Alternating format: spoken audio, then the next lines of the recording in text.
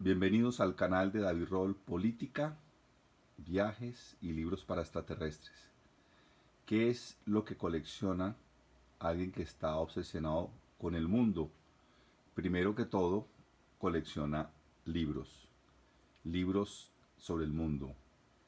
Guías turísticas de Lonely Planet, guías de otras marcas,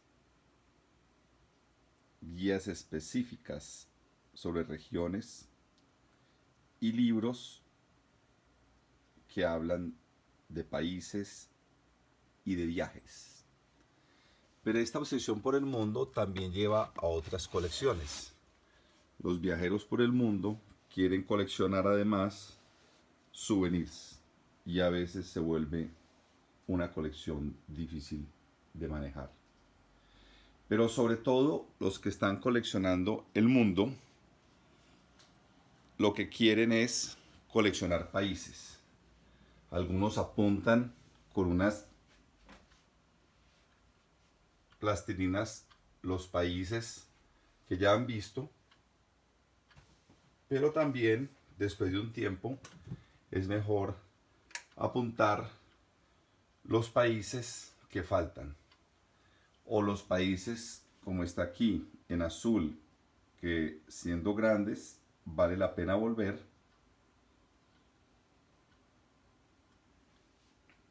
y casi siempre el mejor truco es poner los países que faltan viendo que se pueden hacer en pocos viajes. En este caso, por ejemplo, a mí me falta Zambia para ver las cataratas, Tanzania, que es muy importante, Uganda, también importante en África, y Madagascar, y ya uno va teniendo en cuenta con este mapa la forma en que puede ir a esos en un solo viaje. Aquí, por ejemplo, también se ve que me falta Kuwait, Bahrein, Qatar y Arabia Saudita, y se pueden hacer en un solo viaje, incluso con Turkmenistán. Los que pongo de negro casi siempre, como Afganistán, Pakistán o Irak, son países peligrosos que aunque uno creyera que no se puede ir, no sabemos en el futuro.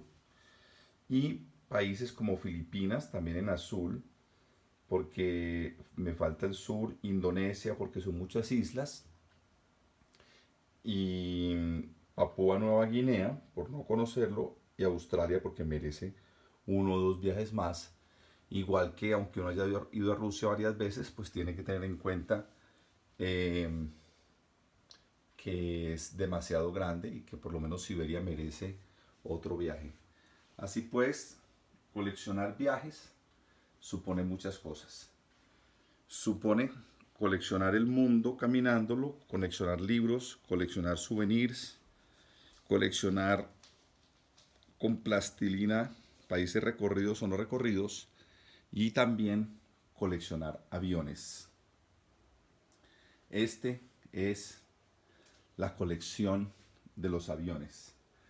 Los aviones son los que hicieron posible que uno pudiera viajar de la manera en que actualmente lo hace personas de clase media como yo.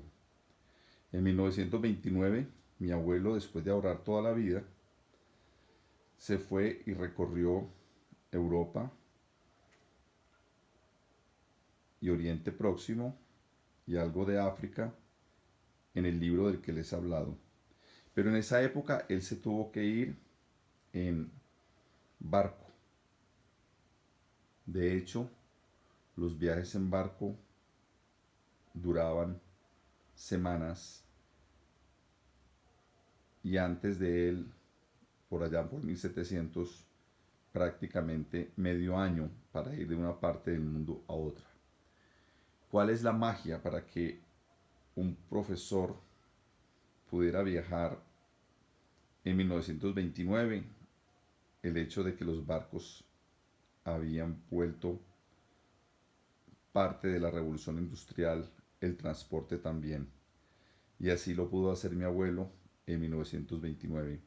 ¿Cómo pude hacerlo yo? Pues gracias a los aviones. Lo que antes eran viajes que duraban semanas, 4 semanas se volvieron 4 horas, 8 semanas se volvieron 8 horas.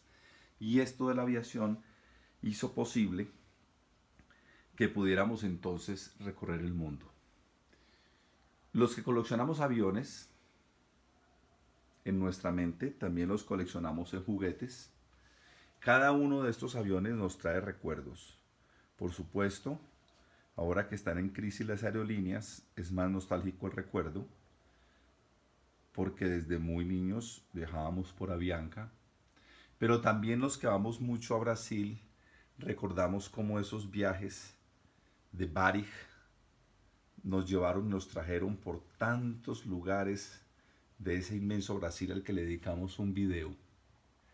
Y por supuesto la propia Iberia, la aerolínea de España, le recuerda a uno cómo antes de que existieran los low cost, esa era la fórmula en la que uno iba a las Islas Canarias, a las Islas Baleares, porque España la conocía más que todo uno por tierra, y cómo salía uno de España y empezó a ir a Portugal y a Francia y a otros lugares.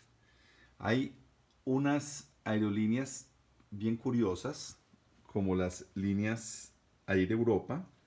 La historia de Air Europa, que es española, es un señor emigrante que vivía en Europa Central y tenía un carrito Mercedes que se había comprado y cargaba a la gente en el Mercedes por lo mismo que valía ir en el tren, solamente para que la gente dijera que había montado en Mercedes porque eran emigrantes pobres. Y el hombre se volvió muy rico y tiene esta aerolínea que nos imaginamos que está en problemas y esperamos que también sobreviva. American Airlines tiene también su importancia porque digamos que fue la que inventó casi todo. Si han visto la película de Howard Hughes, entenderán por qué American Airlines es como la mamá de todas las aerolíneas y cómo ellos inventaron los programas de millas y demás cosas. Hay cuestiones que a algunos no nos tocaron. Por ejemplo, los Concorde de British Airways y también los que tenía Francia. Estos aviones hacían que uno recorriera, así como se multiplicó de los aviones a los barcos, de los barcos a los Concorde se redujo la movilidad, pero hubo un accidente, dos accidentes realmente, y eso hizo que se dejaran de producir. Una de las personas que más vende viajes en Colombia me contó que él y su esposa estuvieron a punto de montarse en el Concorde, que se accidentó, y por un presentimiento de su esposa no lo hicieron. Es una persona muy famosa en Colombia. Pero así como hubo cosas muy tristes, que fue la quiebra de Varig, hubo cosas muy interesantes como la aparición de Gol. Cuando Varig se quiebra, aparece una aerolínea que inventó, una de las que inventaron el bajo costo, que es Gol, y terminó además absorbiendo a Varig e hizo posible que pudiéramos ir a muchos sitios que antes era caro dentro de Brasil. Cada una de estas tiene como su importancia y para un lector y para un viajero está llena de recuerdos. Lufthansa, por ejemplo, es una de las aerolíneas favoritas del viajero. Uno puede contar anécdotas tan interesantes como que a veces está uno en el aeropuerto y le dicen que si quiere rifar su puesto y le dan un montón de euros con lo que uno puede vivir otros 4 o 5 días en Alemania, y a veces ha pasado que uno hace eso hasta 2 veces seguidas. Pasa con otras aerolíneas, pero a mí me pasó con esta. Y con Air Marruecos, que es una aerolínea de Marruecos bastante lujosa, se dan cosas tan curiosas como que uno a veces se puede ir entre Marrakech y Fez. Me pasó hace 2 años por $8, aunque suene extraño. ¿Quién sabe si esto volverá a pasar? Ya hay otras aerolíneas como más lujosas a las que uno pues no ha podido acceder. Por ejemplo, Japan Airlines. Yo he tenido la oportunidad de estar en primera clase por casualidad, pero el ideal sería que algún día uno pudiera montar en la primera clase de Japan Airlines o en la de Swissair, que sí he montado en la general, pero no en la que es más famosa ejecutiva de Swissair. Lo mismo Los aviones de TAP tienen una ventaja y es que como Portugal fue un imperio, uno con TAP puede ir a Madeira, a Azores, a Sotomé, incluso hay unos viajes baratos desde Lisboa hasta Maputo en Mozambique. El mundo de los aviones fue el que hizo posible llegar a esta situación.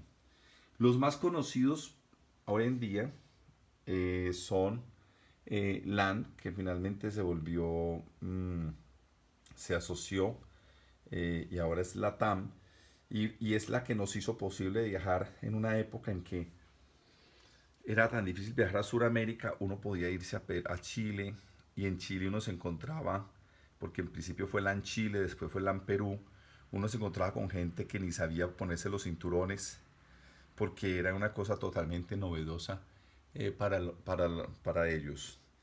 Y la gran llave para ir al Perito Moreno y el sur y casi que aproximarse a la Antártida fue este LAN, y por supuesto también Aerolíneas Argentinas.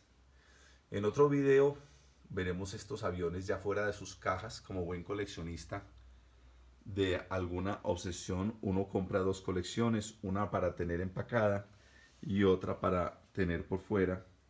Así pues, el coleccionismo es una obsesión de mucha gente, pero la obsesión de los viajeros es coleccionar libros de viajes, souvenirs de viajes, mapas de viajes y también aviones. No se pierda las próximas listas de presentación y de reproducción de este canal sobre viajes y viajeros para extraterrestres. Por favor, suscríbase al canal de David Roll, póngale like y por supuesto hágame comentarios y mándeselo a algunos amigos que les pueda parecer interesante.